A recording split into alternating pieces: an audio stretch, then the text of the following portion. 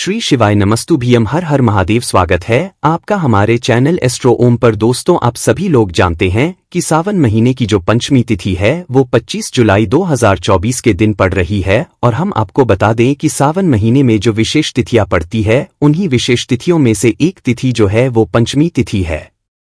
इसीलिए दोस्तों, आप लोगों को इस सावन महीने की पंचमी तिथि को 5 बेलपत्री वाला उपाय जरूर करना चाहिए, जो कि पंडित जी ने अपनी अभी की ही कथा में बताया हुआ है। और वो उपाय विशेष रूप से सावन महीने की पंचमी तिथि या सावन महीने की जो विशेष तिथियां होती है उन दिनों पर ही किया वाला है। तो दोस्तों, आखिर ये 5 बेलपत्र वाला उपाय आप लोगों को इस सावन महीने की पंचमी तिथि के दिन कैसे करना है, किसको करना है, कहां पर करना है, और इस उपाय को आप लोगों को करने में क्या क्या चीजों का ध्यान रखना है, वो सारी चीजें हम आप लोगों को इस वीडियो में यहां पर बताने वाले हैं।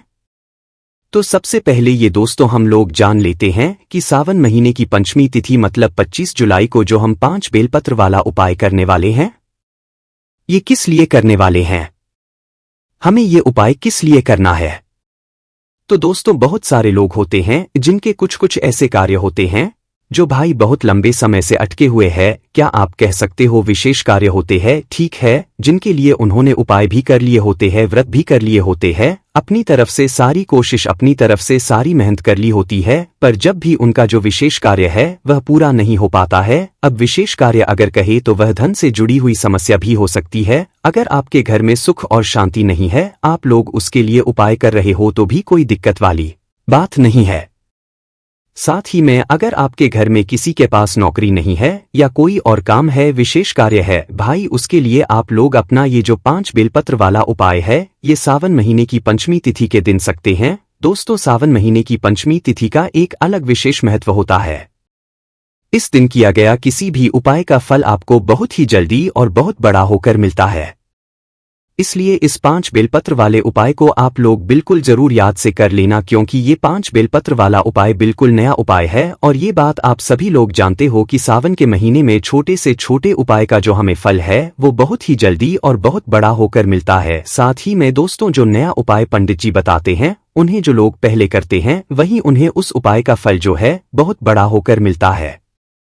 तो आइए समझते हैं कि इस 5 बेलपत्र वाले उपाय को आखिर आपको सावन महीने की पंचमी तिथि के दिन कैसे करना है।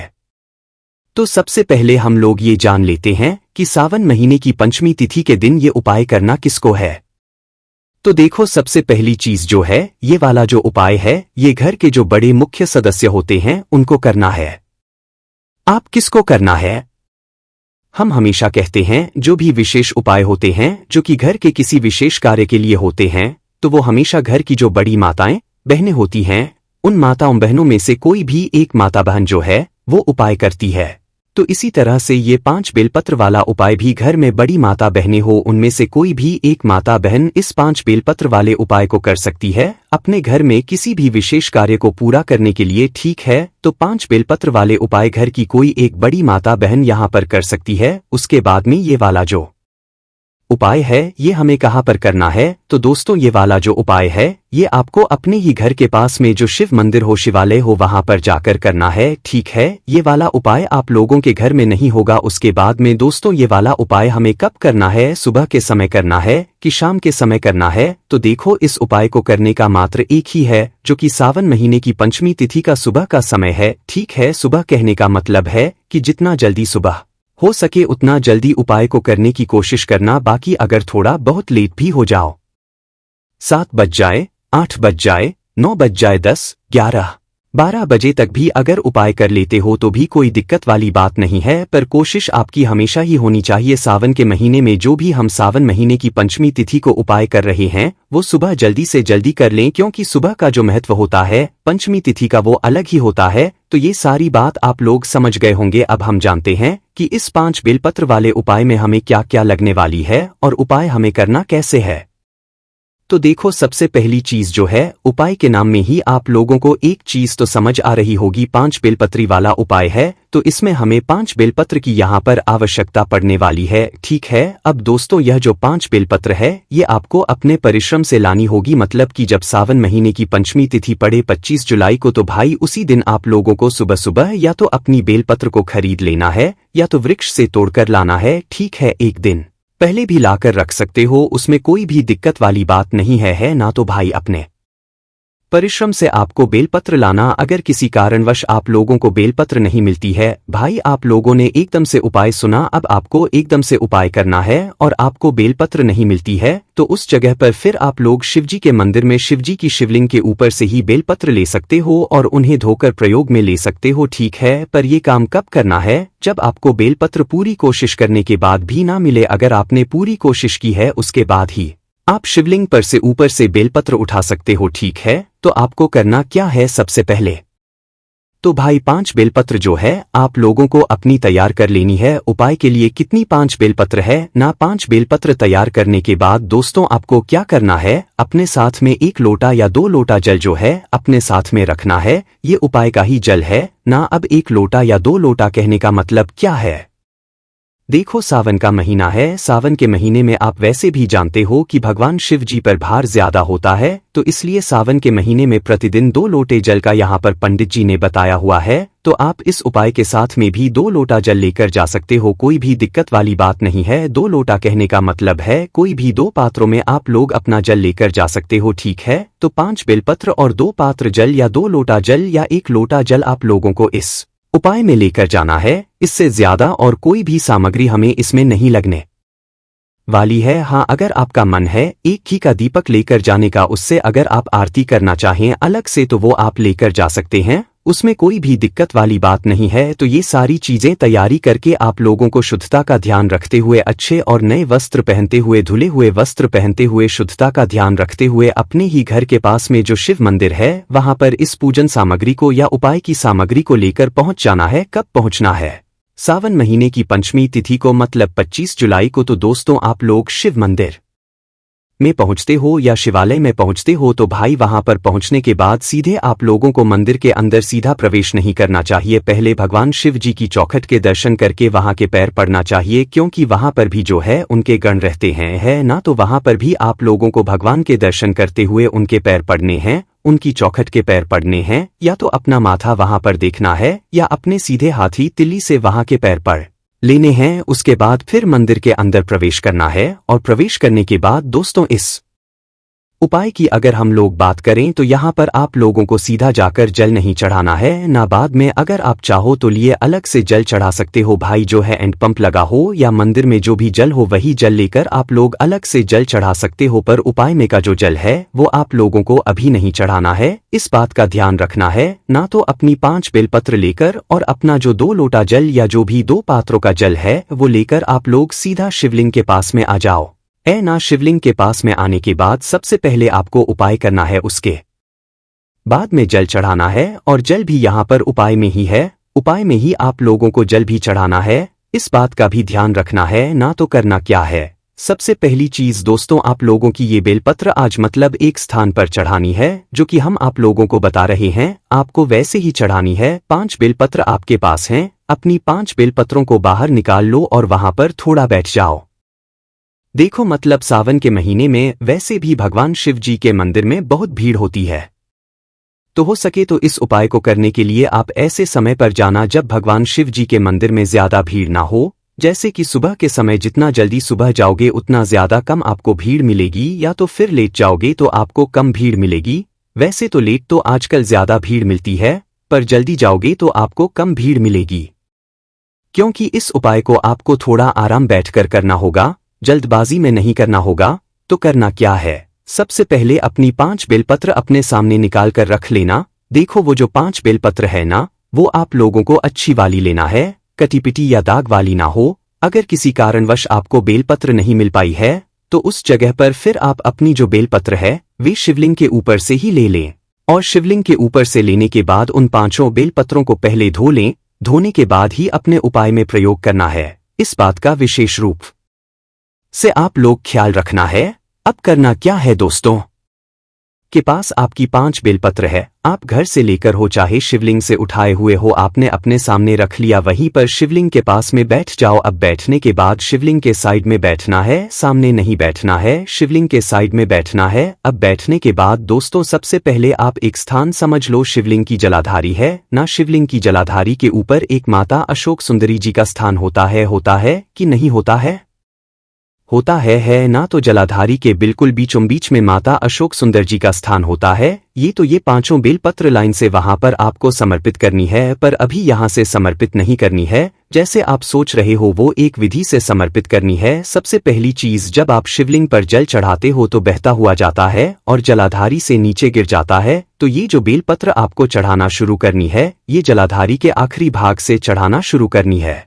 मतलब कि जो जलाधारी होती है, जलाधारी से जहां से जल नीचे गिरता है उस जगह से आप लोगों को ये बेलपत्र चढ़ाना शुरू करनी है और लाइन से जो है मतलब शिवलिंग की तरफ चढ़ाते जाना है। कैसे चढ़ाओगे, सबसे पहले हम लोग समझ लेते हैं। तो देखो, पहली जो बेलपत्र है उसे सबसे पहले आप लोग उठा लो। जितने भी हम बेलपत्र लाइन से चढ़ाएंगे उस बेलपत्र की डंडी का मुख जो है जलाधारी की तरफ ही होगा। उसके बाद में बीच वाली बड़ी पत्ती का मुख शिवलिंग की तरफ होगा। इस बात का आप लोग ध्यान रख लेना है ना। बेलपत्र ऐसे ही समर्पित होंगी, बस थोड़ा लाइन से समर्पित होंगी।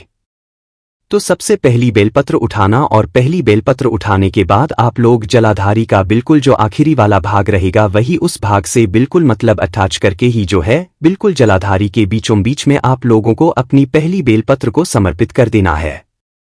पहली बेलपत्र जैसे ही आप लोग जलाधारी के आखिरी भाग में समर्पित करते हो, जलाधारी के बिल्कुल बीचों बीच में माताजी वाले स्थान पर अब क्या करना है, आप लोगों को अपनी दूसरी बेलपत्र उठाना है। पहली बेलपत्र समर्पित करने के बाद अपनी दूसरी बेलपत्र उठाना है। जब उपाय कर रहे हो या बेलपत्र समर्पित करते तो श्री भगवान शिव जी के किसी भी एक मंत्र का आप जाप जरूर करते जाना है ना। अब उसके बाद में क्या करना है, जो आपने अपनी पहली बेलपत्र समर्पित की हुई है जिसका डंडी का मुख जलाधारी की तरफ होगा और बीच वाली बड़ी पत्ती का मुख शिवलिंग की तरफ होगा, ठीक है। अब आपकी जो दूसरी बेलपत्र होगी, इस दूसरी बेलपत्र की जो डंडी होगी ये भी जलाधारी की तरफ होगी, पर ये जो दूसरी बेलपत्र की जो डंडी होगी ना, ये आपको पहली बेलपत्र की जो बीच वाली बड़ी पत्ती है उसके ऊपर करके रखना है ना। बाकी जो पत्ती का भाग है वो आप लोग आगे की तरफ करके रखना, पर जो दूसरी वाली बेलपत्र की डंडी वो आपको डंडी का भाग पहली वाली बेलपत्र की बीच वाली बड़ी पत्ती के ऊपर करके रखना है ना। इस तरीके से दूसरी बेलपत्र आपको समर्पित यहाँ पर कर देना है। इसी तरीके से दोस्तों, आपकी जो तीसरी बेलपत्र है उस तीसरी बेलपत्र की जो डंडी है वो डंडी को आप लोगों को दूसरी बेलपत्र की बीच वाली बड़ी पत्ती के ऊपर करके रखना है। बाकी जो पत्ती वाला भाग है वो अपने आप आगे की तरफ हो जाएगा। उसके बाद में अपनी चौथी बेलपत्र उठाना है। चौथी बेलपत्र की जो डंडी है वो तीसरी बेलपत्र की बीच वाली बड़ी पत्ती के ऊपर आपको करके जो है समर्पित कर देना है। माताजी वाले स्थान पर ही है ना। उसके बाद में पांचवी और जो आखिरी बेलपत्र है उसको जो है अपनी चौथी वाली बेलपत्र की जो बीच वाली बड़ी पत्ती है उसके ऊपर इस पांचवी बेलपत्र की डंडी को रखकर आपको समर्पित करते जाना है। तो ये 5 बेलपत्र आपको इस तरीके से लाइन से समर्पित करना है। जब आप आखिरी वाले भाग से समर्पित करोगे तो ये जो बेलपत्र है ये धीरे धीरे करके आगे की तरफ बढ़ती जाएंगी और आपका जो है ये 5 बेलपत्र जो है शिवलिंग तक पहुंचती जाएगी। तो ये 5 बेलपत्र आपको इस तरीके से लाइन से समर्पित करना है। बस ध्यान ये बात का रखना है कि जो बेलपत्र की डंडी है वो बीच वाली बड़ी पत्ती के ऊपर आनी चाहिए। इसमें बस आपकी पहली और 5वीं बेलपत्र जो रहेगी वो बच जाएगी। इसमें आपको कोई भी अलग से काम जरूरत नहीं है। तो इस तरीके से आप लोगों को लाइन से मतलब जलाधारी के बिल्कुल बीचों बीच में आपको ये 5 बेलपत्र समर्पित करनी है। बेलपत्र जैसे ही समर्पित करो उसके बाद में अब आपको क्या करना है, अपनी सीधी हाथ की हथेली की 3 उंगली लेना है। जो 3 उंगली आपकी शुद्ध हो तो सभी उंगली होती है, पर 3 उंगली ऐसी लेना जो आप पूजन कार्य में प्रयोग लेते हो। तो 3 उंगली अपनी शुरुआत की ले लेना। कितनी शुरुआत की, अंगूठी के साइड से जो मतलब उंगली शुरू होती तो उस उंगली से लेके 3 उंगली आप लोग ले लेना है। आखिरी की 1 उंगली छोड़ देना, अंगूठा छोड़ देना है। तो 3 उंगली अपनी लेना और 3 उंगली जो आपकी 5 बेलपत्र है जहां से आपने पहली बेलपत्र को चढ़ाया था, सबसे पहले अपनी उस बेलपत्र के ऊपर अपनी इन तीनों उंगलियों को रखकर श्री शिवाय नमस्ते बोलो। फिर अपनी जो दूसरी बेलपत्र है उस दूसरी बेलपत्र के ऊपर अपनी 3 उंगली रखकर श्री शिवाय नमस्ते बोलो। फिर तीसरी बेलपत्र पर 3 उंगली रखो, फिर चौथी बेलपत्र पर 3 उंगली रखो, फिर 5वीं बेलपत्र पर अपनी ये 3 उंगली रखो। यही 3 उंगली रखनी है। मतलब कि कहने का मतलब है कि 5 बेलपत्र पर आपको अपनी ये 3 उंगली स्पर्श करनी है ना, मतलब छुआनी है एक बार और श्री शिवाय नमस्ते बोलते जाना है ना। इसके बाद में जैसे ही आप लोग ये काम भी कर लो उसके बाद में आपको अपना जो तो पात्रों का या 1 लोटा जल जो भी लेकर आए हुए हो। वैसे तो 2 लोटा जल आप लोग लेकर आए होंगे, 2 पात्रों का जल लेकर आए हुए होंगे। तो जो भी लेकर आए हो सबसे पहले अपने 2 पात्रों का जल शिवलिंग के ऊपर कर लो। अब दोस्तों यहाँ पर ध्यान रखना, अगर आप अपनी मनोकामना के लिए विशेष कार्य के लिए उपाय कर रहे हो तो जिस तरफ जल बहता है जलाधारी में उसके विपरीत दिशा में आपको बैठना है, मतलब उत्तर की तरफ बहता है जल तो भी आपको दक्षिण में बैठना है ना, और दक्षिण में बैठकर उत्तर की तरफ मुख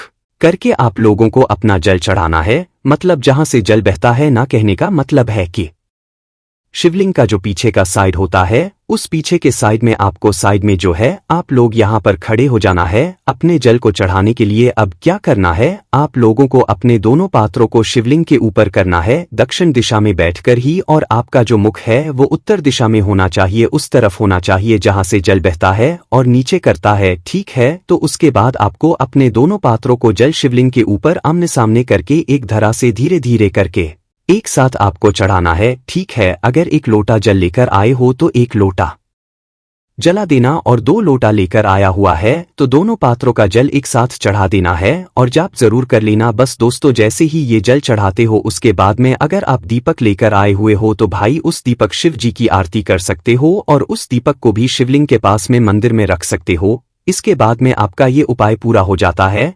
पर दोस्तों, अब आपको क्या करना है, जैसे ही आपको 2 पात्रों का जल चढ़ जाए, दीपक लग जाए, आपकी पूजन हो जाए, उसके बाद में शिवलिंग के पास में बैठना है और भगवान से अपनी वह मनोकामना बोलना है जिस मनोकामना के लिए, जिस विशेष कार्य के लिए आप लोगों ने अपने ये वाला उपाय किया हुआ है। वैसे तो दोस्तों मनोकामना बोलने की जरूरत नहीं है, पर जब भी आपके मन में कोई ऐसा भाव है कि भाई हमारी ये मनोकामना थोड़ी अलग है तो हमें बोलना जरूरी है, तो आप अपनी वह मनोकामना, जो भी विशेष कार्य जिसके लिए आप लोग अपना ये वाला उपाय कर रहे हो, तो अपना वह काम जरूर देना। मनोकामना बोलने के बाद आप वहां से उठ जाना, भगवान को दूध देकर 2 मिनट श्री शिवाय नमः का जाप कर लेना। उसके बाद उठकर भगवान के दर्शन करके आप लोग वहां से आ जाना और शिवलिंग पर चढ़े हुए कुछ जल का भाग अपने पात्रों के अंदर जरूर लेकर आना, जो कि आप लोग अपने घर से जल चढ़ाने के लिए लेकर गए हुए होंगे। भले ही 1-2 बूंद लेकर आना, पर जरूर लेकर आना, उसका आचमन करना और उसे अपने घर में छिड़कना। इससे भगवान का आशीर्वाद सदैव आपके ऊपर और आपके घर परिवार के ऊपर हमेशा बना रहेगा। तो दोस्तों, यहाँ पर ये वाला उपाय पूरा हो जाता है।